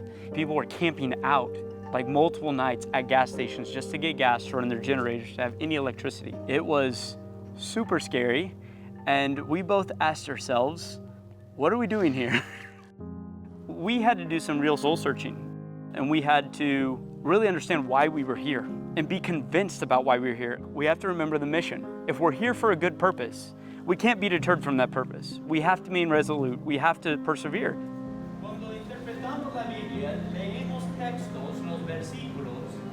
And I think it's really important to think about externals, because too many people, and myself included for years, we look at success and define success based upon these external things. And so it's very easy to get discouraged. It's very easy to be like, well, we're insignificant. We have 10, 15 members. We're insignificant because we're the only ones out here. Well, let's go back where there's a lot. But there's no growth if you're always sitting in the box. And especially when we think about externals, we as Christians should be redefining what success is and what externals are. And if you're faced with a hurricane or earthquakes or church problems or sickness or whatever the case may be, don't give up. Don't do what the rest of the world does. We've got to push beyond being molded by the world, being molded by the mediocrity of our society, and to accept what's comfortable and really be convicted about our mission and purpose and stay faithful to that. One of the benefits of leaving our patria, as they say in Spanish, our homeland, is that you're forced into a situation depending on God, and you recognize that really wasn't my home. And we're just in tents. And we're hoping these tents will be transformed into wonderful abodes someday. But we're not there yet, and we got to keep pressing on, and we got to keep working. When you give up a lot of the things that are comfortable here, it hits your spirit deep, and it calls you to the place that is beyond what this world can provide.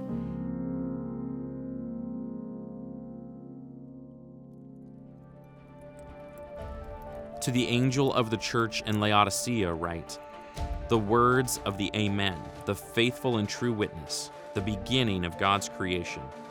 I know your works. You are neither cold nor hot. Would that you were either cold or hot. So because you're lukewarm and neither hot nor cold, I will spit you out of my mouth. For you say, I am rich, I have prospered, and I need nothing, not realizing that you are wretched, pitiable, poor, blind, and naked. I counsel you to buy from me gold refined by fire, so that you may be rich, and white garments, so that you may clothe yourself, and the shame of your nakedness may not be seen, and salve to anoint your eyes, so that you may see. Those whom I love, I reprove and discipline. So be zealous and repent. Behold, I stand at the door and knock. If anyone hears my voice and opens the door, I will come in to him and eat with him, and he with me. The one who conquers, I will grant him to sit with me on my throne, as I also conquered and sat down with my Father on his throne. He who has an ear, let him hear what the Spirit says to the churches.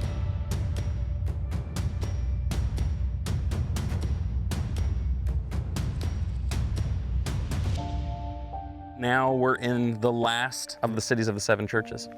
Yeah, we're walking one of the main streets of Laodicea. This is going to the Syrian gate, and that's oriented all the way to Pisidian Antioch, Iconium, Tarsus, and Antioch. So this is the road you would take to go east. So if you were to go through that gate and head toward that mountain, you'd even come across Colossae? Yeah, that's the next city down the road. So we've got this cluster of early churches, Colossae, Laodicea, and Hierapolis in the 1st century. And what about going the other way?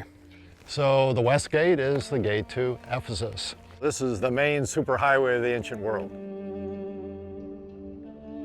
Now, everything that we're seeing is not 1st century. It doesn't match the time period of the road. Yeah, so there's a mixture of various periods here, from Hellenistic, Roman, Byzantine. As we walk along here, I'm seeing these gaps in the pavement down the center of the street. What are those? So in these ancient cities, they ran the sewage system right underneath the central street. So fresh water would come in for drinking, go into the fountains, then go into the baths, and then the gray water would be used to flush out the sewage. The water system is important in Laodicea, especially considering what Jesus said through John in their letter. Yeah, we've been drinking a lot of hot drinks here, haven't we? We have. Between the Turkish coffee and the chai. And in this heat, we've been drinking a lot of cold drinks. Powerade, cold water, exactly. So lukewarm really doesn't cut it. Doesn't do it? No. And you can really understand the image. I'm gonna spit it out of our mouths, doing that. And the behavior of the Laodiceans is prompting Jesus to use this very image. And he is really upset with his church because they've got everything they need. And he uses really ironic language here as he's speaking to them, that they're poor, blind, and naked. Here we are in a very rich banking center, wealthy city. When it was destroyed by an earthquake in AD 60, the Romans asked if they needed help, and they said, no, we can do it on our own. We're rich enough to do it. So this spirit of self-sufficiency was in this city as well. And this is a noted textile center. You know, what have we seen growing all over around here? Oh, we've seen cotton in all these fields. So a city was noted for its wealth. They sent their goods all the way to Rome. Imagery here is they're naked, Right. And then finally that they're blind. This is also noted as a place that a particular salve was produced to help with eye illnesses. And so these three things the church was lacking, at least spiritually. So their perception of themselves doesn't match reality. That on the outside, they think they've got it all together, that they're adopting the spirit of the city that they're living in. Absolutely. But Jesus sees them in a different light. Yeah. And so in his letter, he's very stern with them. He wants them to repent, and he's giving them an opportunity to humble themselves and change. Yeah, and we have this great image, behold, I stand at the door and knock. Yes. And these are believers that he is knocking. Which is scary. You would think that they've already let him in. Yeah, exactly. Yeah, and I would think that that has a lot of application to us as believers today. Yeah. That we need to see ourselves the way that Jesus sees us, and not be self-deceived or prideful.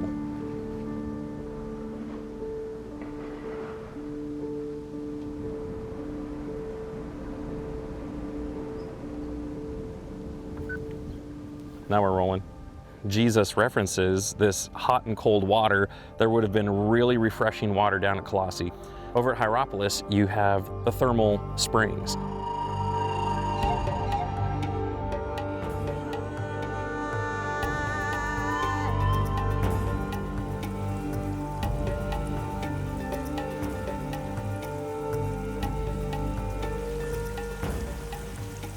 Jesus, through John, talks about how they're lukewarm.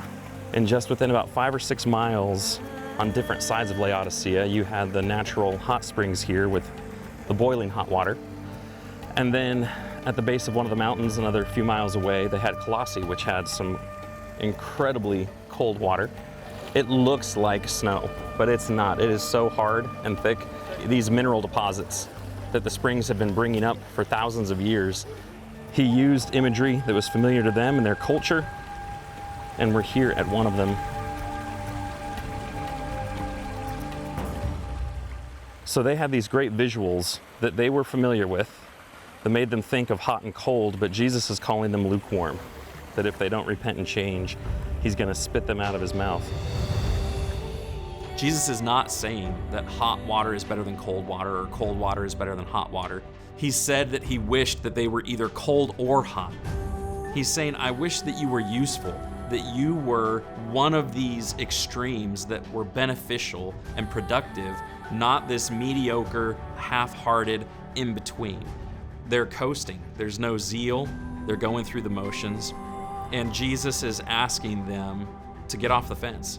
They need to re-engage and develop a passion for Christ. And I know there have been seasons in my life where I've either been on cruise control or distracted, and it's easier to not be as active or zealous or passionate. And that's the challenge that Jesus is issuing to all of us, is to be mindful of that, to be aware of that, and to make sure that we re-engage and our focus is on being useful to him, not just being complacent and looking for an easy life. We're not promised an easy life, but what we've been asked to be is active for him. I think of the thousands and thousands of hours that this team has put in, and it's just the beginning. Early on, Craig and I made the decision that we wanted to give away a lot of these series for free, and a lot of people might say, well, that's crazy. Through the power of donations, we've been able to do this, and the thousands of hours that this team has put into it. It is worth it. And it's hard on all of us, it's hard on our families. Bless our wives and our kids who let us go for weeks, and bless the people who trust us with their money. It's because strangers tell us that it saves them from a dark time. The most important thing is making sure that we're faithful to the message of the gospel of Jesus Christ. And people are hearing that, and that it's a spiritual benefit to them. It increases their faith in God, it increases their faith in God's Son, in His Word, and it's worth it. To God be the glory.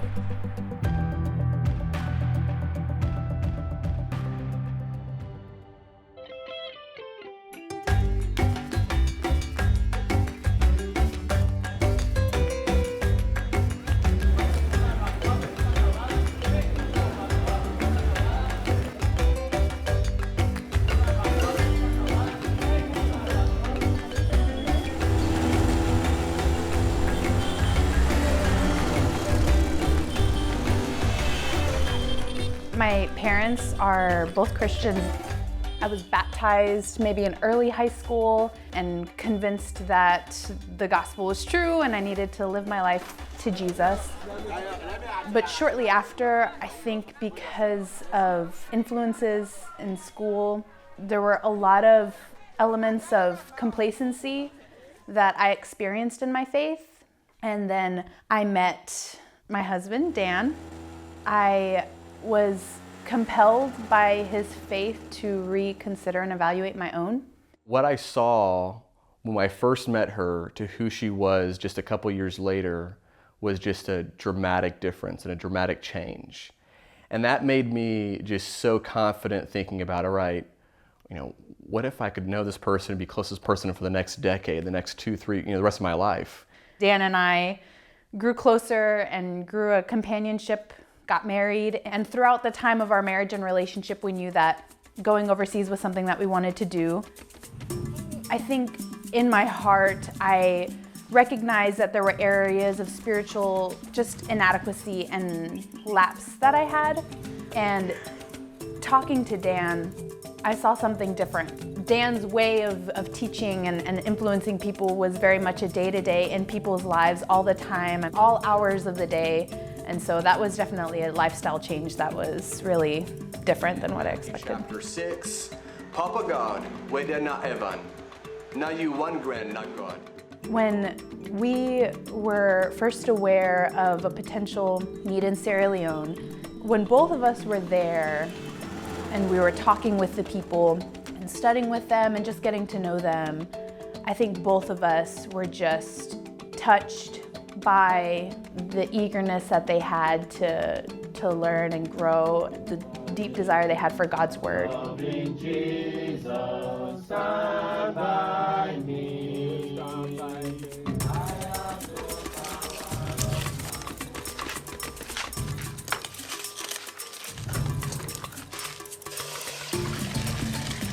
Thought about it from a distance, but when we actually think about, okay, we're going to a place that doesn't have the same health care that we have there, that there's more exposure to disease, viruses, and more health risks, it becomes more real. I mean, we've asked ourselves, why would we go? Why should we go? What if something happens?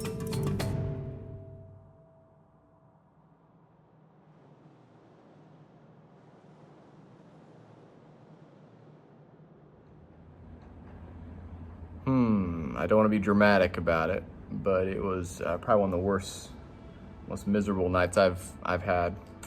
Had these shakes and chills. We took my temperature to 104.5. Things got a little bit dark and a little bit emotional, even for Sonia and I, as we're trying to think about what to do.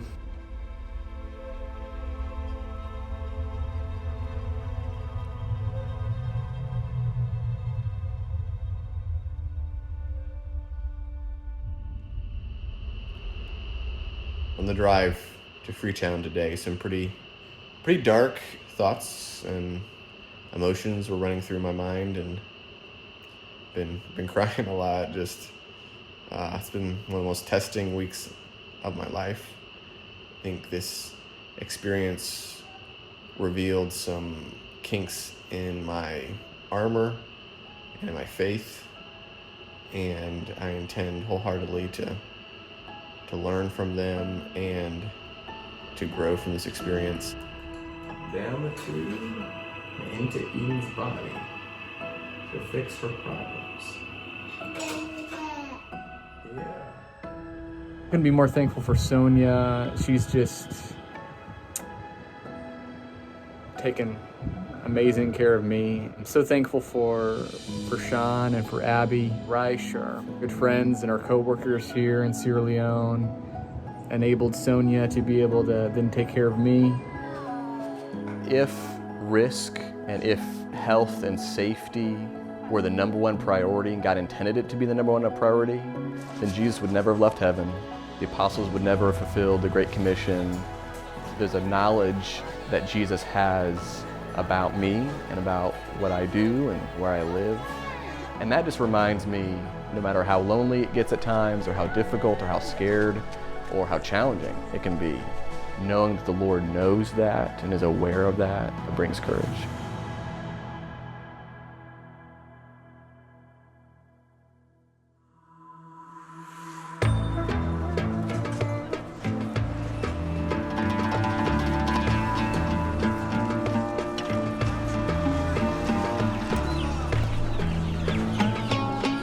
With previous trips, one of the big takeaways has been how accurate the Bible is, that the Bible is reliable.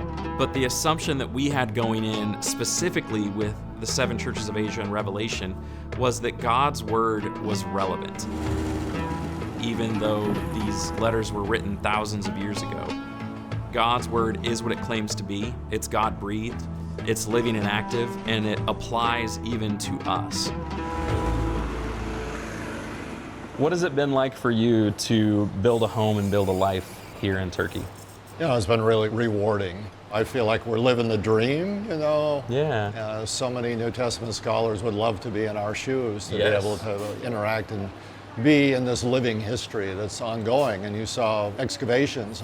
You know, every Yeah. time I visit the 7 churches, I see new things. I learn new things. So that's what makes it really exciting. What is it like for your church to be in the country that originally received the letters from John? It's quite interesting because the church in many ways, in terms of size and challenges, is like we're back in these early centuries before Christianity was legalized. So it's quite challenging to be a Christian practicing your faith in Turkey today. Over 10 years ago, we had 3 Christians martyred here in this country. And so that was quite a wake-up call.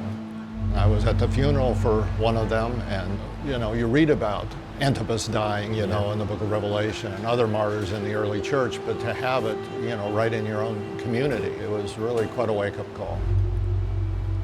The West has minimal persecution, but many parts of the world, persecution is a reality. And so Revelation is a living document for them as they read it, and they say, this is our situation, you know, and these words are challenging to us and how to endure in the midst of social, economic, political pressures that are trying to push us back to renounce our faith. Yeah, I would say that we're experiencing something of a change in culture in the West. To express your faith, to express your values on social media or written media or even spoken media, that's not going to be as acceptable. Yeah, the secularization that's happened in Europe is moving to North America now. And so how is the church going to respond to that? I think that's a real challenge ahead. There's a fantastic quote by David Powlison where he says, in the economy of God's instruction, things that he said and did with desert shepherds in the ancient Middle East proved directly instructive and encouraging to urban Greco-Romans 1,000 or 2,000 years later. And those things prove the same for us today, yet another couple thousand years along. Wildly different circumstances are not fatal to significance and relevance. There is no temptation that is not common to all, yet no situations or persons are identical. This dynamic of the living and omni-adaptable Word creates one of the many joys of the Christian faith. It also makes you game to tackle any problem, however unfamiliar, dark, or contorted.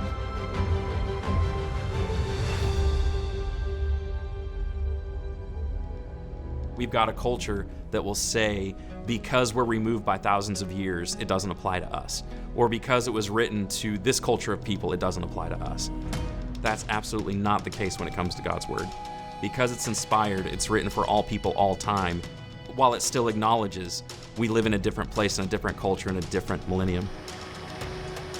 Taking this journey has just reinforced what I think Jesus is accomplishing there for those saints, and what he wants to accomplish for us.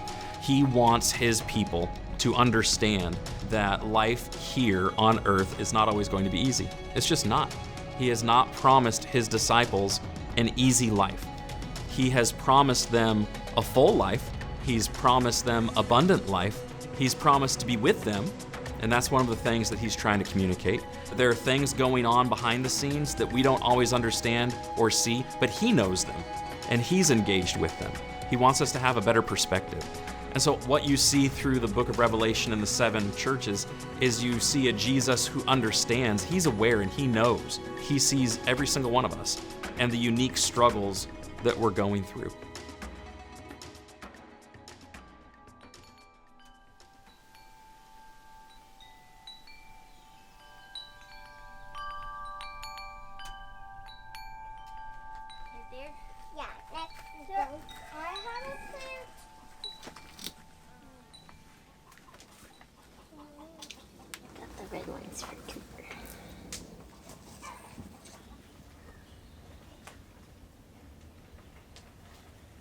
Love you.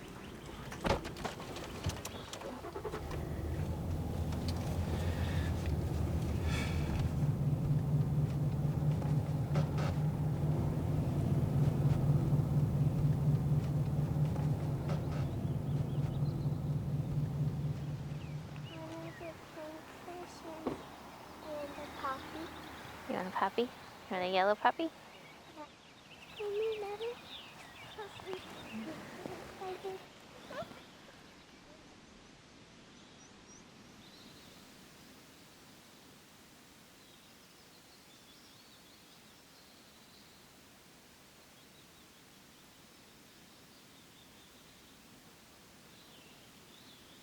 Love you guys.